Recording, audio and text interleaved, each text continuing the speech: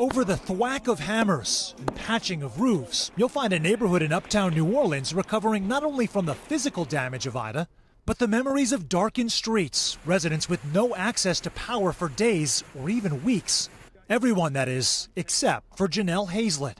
We didn't worry. We had power for fans, we had power for fridges, we were able to run the AC.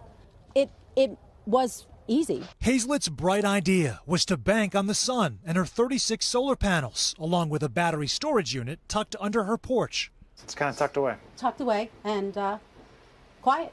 To access her own energy, even as the grid was offline. Once it's up there, it just works.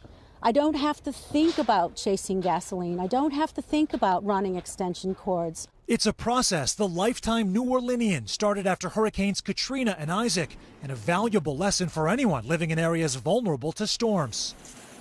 Or cold snaps, like the one that blindsided Texas last winter. Though the investment isn't cheap, panels and batteries can cost upwards of $20,000. This is where Congress comes in and the hotly debated bills on investment and infrastructure.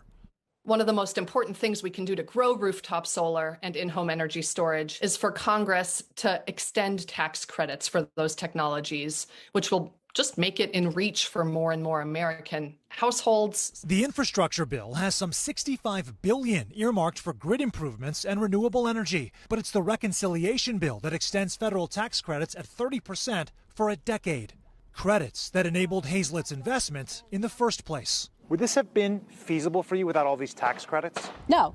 Without the tax credit, I wouldn't have been able to afford it.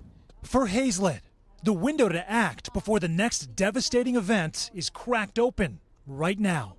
It makes a difference. When you know you live in a place where that's going to happen, it just kind of made sense to be prepared. We're told this package of tax credits, which includes not just solar but also wind and storage, has bipartisan support among rank-and-file Democrats and Republicans. But if they cannot pass a reconciliation bill, the whole thing sunsets. Shep.